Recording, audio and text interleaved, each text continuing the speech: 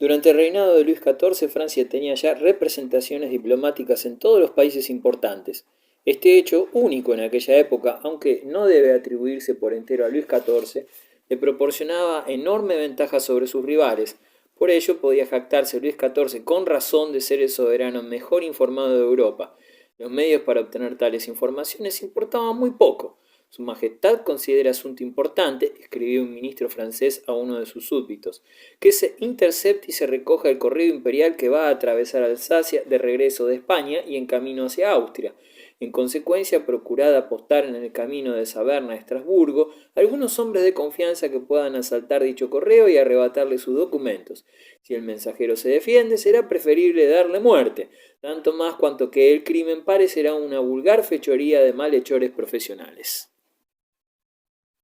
La diplomacia de Luis XIV no se atenía exclusivamente a la violencia, practicaba asimismo métodos más refinados, en especial la corrupción y el soborno. Se ha dicho con frecuencia que Francia debía su ascendencia sobre la Europa del siglo XVII a su gran prosperidad económica. De hecho, la crónica diplomática proporciona numerosas demostraciones de ellos. Luis XIV ponía a disposición de sus diplomáticos ingentes sumas de dinero que sabían manejar con extraordinaria maestría. Europa hormigueaba de agentes secretos y de espías pagados por Francia. Louvois, ministro de Guerra.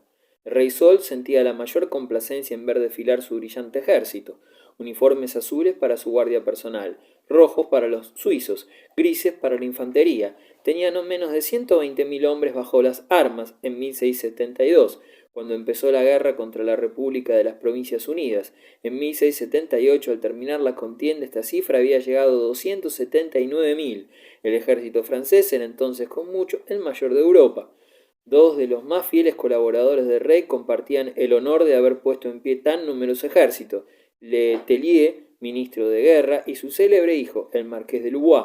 Ambos habían decidido proporcionar a la corona francesa lo que hasta entonces, por extraño que pudiera parecer, le había faltado siempre: un ejército dispuesto en todo momento a ponerse en campaña.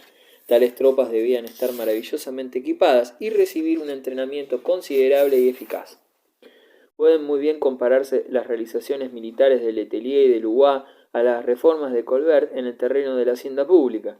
En 1677 Louvois sucedía a su padre en el cargo de ministro de guerra. Contaba entonces unos 36 años, una intuición genial con relación a los asuntos militares y una asombrosa capacidad de trabajo. Su ambición y su carácter riguroso hicieron que fuera temido y detestado, en primer lugar por sus subordinados y luego por la población de los países ocupados por el ejército francés.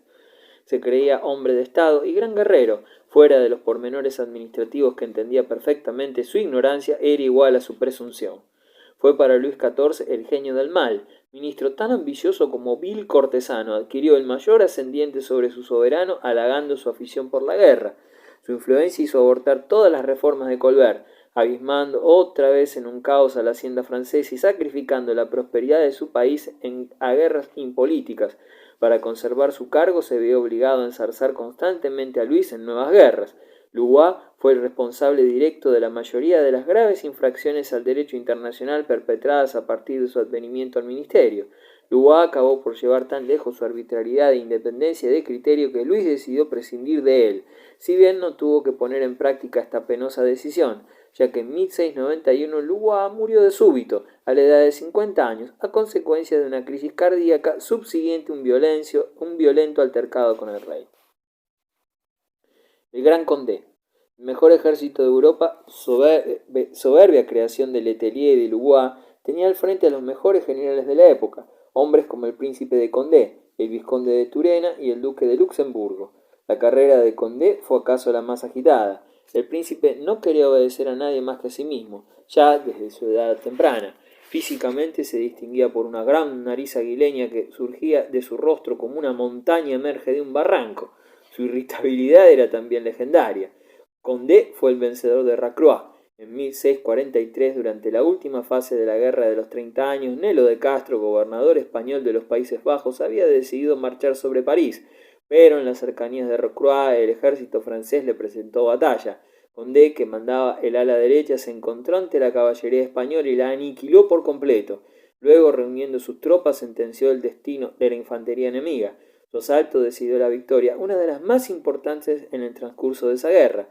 Oriundo de una de las ramas de la casa de Borbón, este joven de 22 años se había precipitado con pasión política en las luchas de la Fronda, llegando incluso a prestar sus servicios en el ejército español, pues estaba decidido a buscar en cualquier parte lo que él deseaba.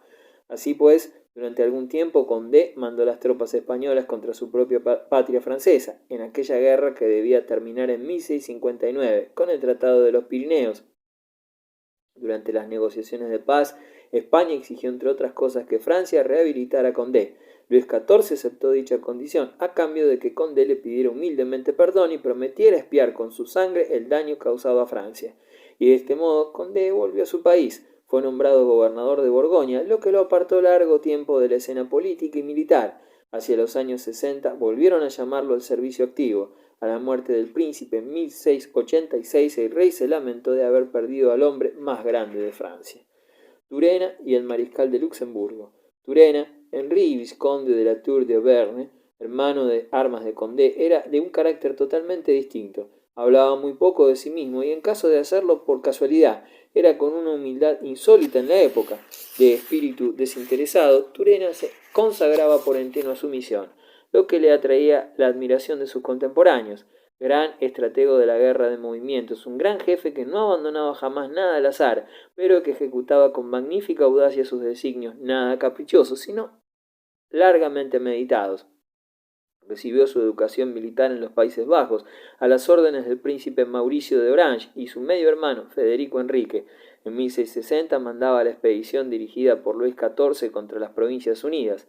Colbert quiso nombrar los estatutos del país y conseguir que sucediera así a los Orange, pero Turena no aceptó en modo alguno. Debía demasiada gratitud a los Orange y no deseaba beneficiarse de sus desgracias. El rey solicitaba de buen grado sus opiniones y les concedía su debido valor, con detrimento de Louvois, que quería relegar a Turena a un modesto segundo plano.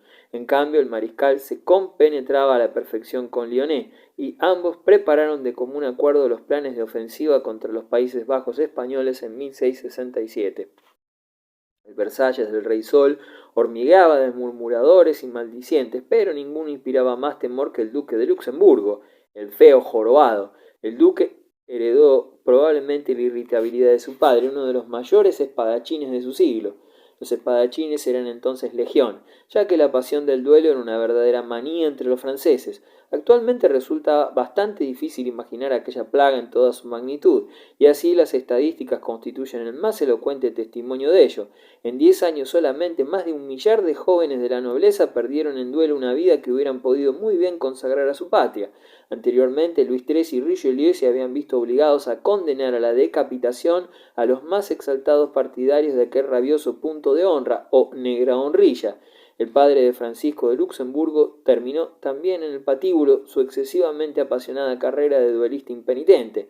6 meses después, en 1628, su esposa, que contaba a la sazón 20 años, daba a luz a su tercer hijo, en el seno del luto y la tristeza de la familia.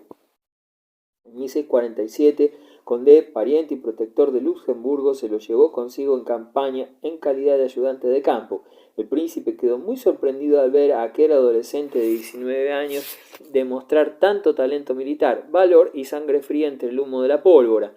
A los 23 años, Luxemburgo empuñó el bastón de mando. Su juvenil temeridad supo enardecer y arrastrar a sus hombres a la lucha, acompañada al propio tiempo de una ponderación y prudencia dignas de un veterano.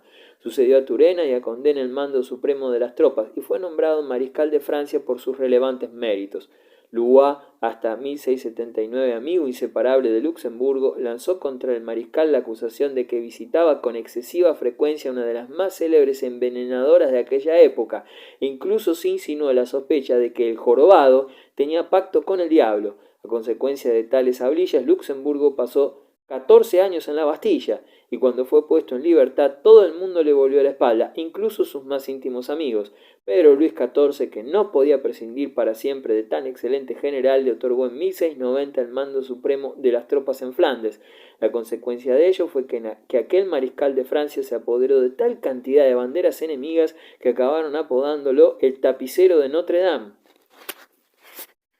Vauban, el arte de la fortificación militar. Entre todos los talentos militares de su época, Sebastián de Vauban ocupa un lugar de honor no solo como notable constructor de plazas fuertes, sino también como maestro en el arte de asediarlas. no cesó de recorrer Francia en todas direcciones, construyendo obras de defensa, inspeccionando las mismas y participando en diversas operaciones de sitio. Vauban pretendía hacer de Francia el país mejor fortificado del mundo.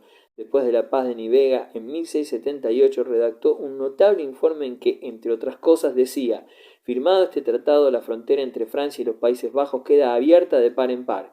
Es necesario establecer lo más rápidamente posible las adecuadas fortificaciones que cierren el acceso a nuestro país y nos permitan además penetrar con más facilidad en territorio enemigo. Aprobado que fue su proyecto, empezó a erigirse bajo la vigilante mirada de Vauban todo un sistema defensivo que escalonaba sus fortalezas desde Dunkerque a Estrasburgo, pasando por Lille y Metz. Queda indicado que además Vauban hizo progresar considerablemente el arte de asediar las plazas fuertes. Su sistema se basaba esencialmente en el empleo de trincheras paralelas que se dirigían en zigzag hacia el objetivo señalado, ofreciendo a los asaltantes mayor protección contra el fuego del adversario y permitiéndoles acercarse sin grave daño a las defensas del enemigo.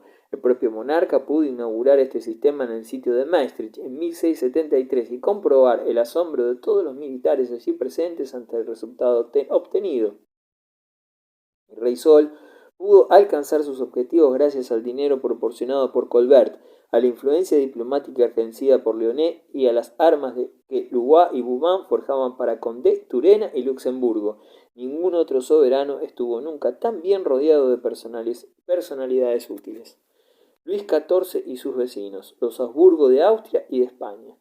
En virtud de las cláusulas del Tratado de Westfalia en 1648, Francia pudo adelantar sus fronteras hasta el Rin. La influencia francesa en Alemania, perfectamente garantizada por dicho tratado, iba a incrementarse durante los 10 años siguientes. En 1657 Mazarino pretendió hacer elegir al joven Luis XIV para la corona imperial. El objetivo propuesto no se alcanzó, pues ganó la elección Leopoldo de Austria, pero la diplomacia francesa obtuvo por el sinuoso camino de las intrigas muchas e importantes ventajas. Consiguió hacer formar en 1658 un llamado Pacto del Rin a los príncipes electores de Maguncia y de Colonia, al Landgrave de Hesse e incluso al rey de Suecia en su calidad de señor de Bremen. El rey de Francia era miembro de aquella liga con el flamante título de miembro de la paz.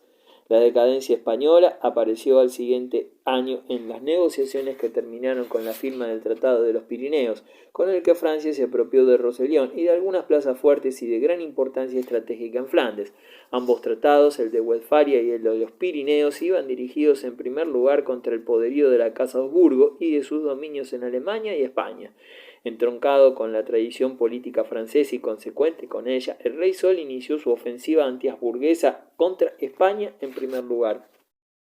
Con la conclusión de la paz de los Pirineos, las altas partes contratantes se pusieron de acuerdo sobre el matrimonio de Luis XIV con María Teresa, hija mayor de Felipe IV, rey de España. En una de las cláusulas se estipulaba que dicha princesa renunciaba a todos sus derechos hereditarios al trono español, en compensación de lo cual María Teresa debía aportar una dote considerable en metálico, dote que no se pagó jamás, por lo que Luis XIV pudo declarar que tal insolvencia anulaba automáticamente la renuncia al trono. Este enlace matrimonial había sido el pensamiento predominante de Mazarino en 1646. Escribía: si el rey cristianísimo pudiera adquirir los Países Bajos y el Franco Condado en calidad de dote casándose con la infanta, obtendríamos un éxito seguro, porque podríamos aspirar a la sucesión de España a pesar de las renuncias que se obligara a presentar a la infanta, y no debíamos esperar mucho tiempo, porque sólo la podría excluir la vida de su hermano. María Teresa tenía derecho a una parte de los dominios territoriales hispánicos, y Luis no tardaría en precisar sus íntimos proyectos reivindicando los Países Bajos españoles. Según Vignet, la sucesión a la corona española constituyó el eje en torno al que giró toda la política y la diplomacia del reinado de Luis XIV. La tesis citada no resiste una depurada crítica. Luis XIV tenía demasiado sentido de la realidad y del oportunismo político para sujetarse dogmáticamente a un programa de tal género. En todo caso, podría admitirse que el problema de la sucesión al trono de España constituye el marco de sus principales actividades en política exterior. Es cierto que dicho problema determinó el primer periodo de su reinado y caracterizó también el último, en idéntica medida, y que, de un modo u otro, dicho problema sucesorio le proporcionó una razón excelente para mezclarse en la política europea de alto nivel. Luis XIV demostró hallarse firmemente decidido a aprovechar aquella coyuntura en beneficio de sus intereses.